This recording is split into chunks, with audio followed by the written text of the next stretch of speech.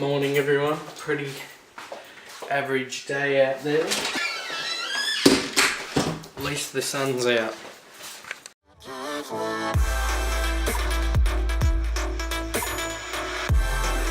So just finished all the landscape work, just did a really quick quote, and I've just got, after doing the quote, I've got a little bit of time to do a quick flyer run. So I've got about 50 flyers. I'm going to go quickly hand them out. One of the things, if you're open to starting your own business and you haven't done it before, one of the best ones to start with is a lawn mowing business. You don't need much experience at all to get started, and you'll learn, and it's the type of industry where you can get away with learning on the go. But if you're thinking of starting a lawn mowing business, it's a perfect first business to start. And when we started the business, we got away with spending, I think we spent all up maybe $4,000. We could have got away with spending $3,000, and we brought all brand new gear. So we didn't buy anything secondhand, so you could probably even do it cheaper secondhand. And that's what we spent on all the gear. We borrowed a trailer, so we didn't have to buy a trailer. So if you brought a brand new trailer, all brand new gear, I still think you could get away with it for $6,000.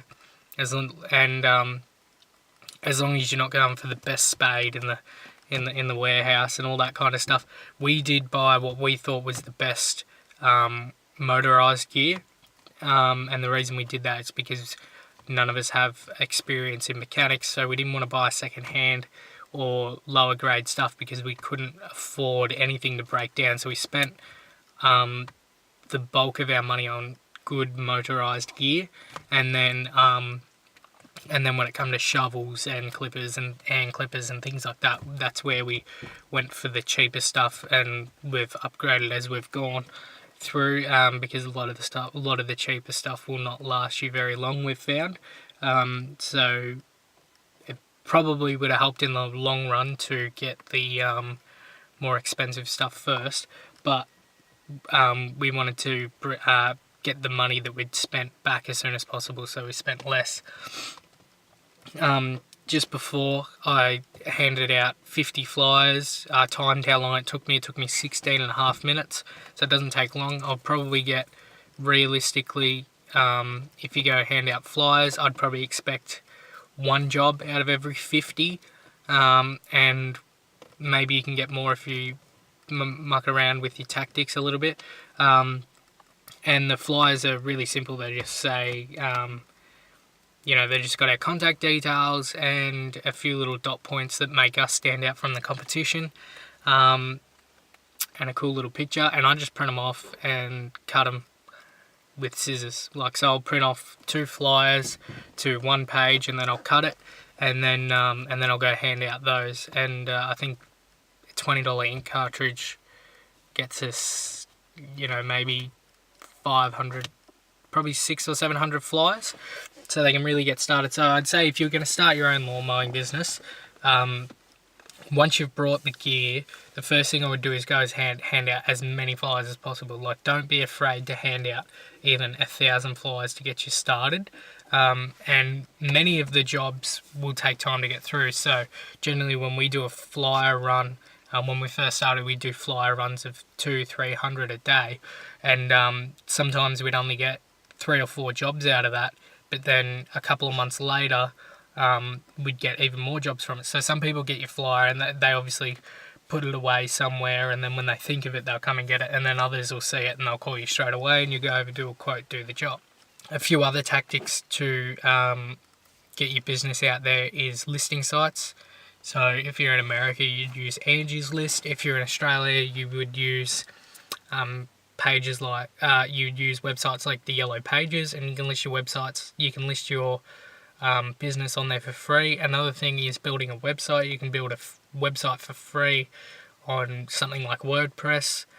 And if you understand how SEO works, I think on WordPress you can even pay a little bit more, and they'll let you in. You can muck around with the SEO.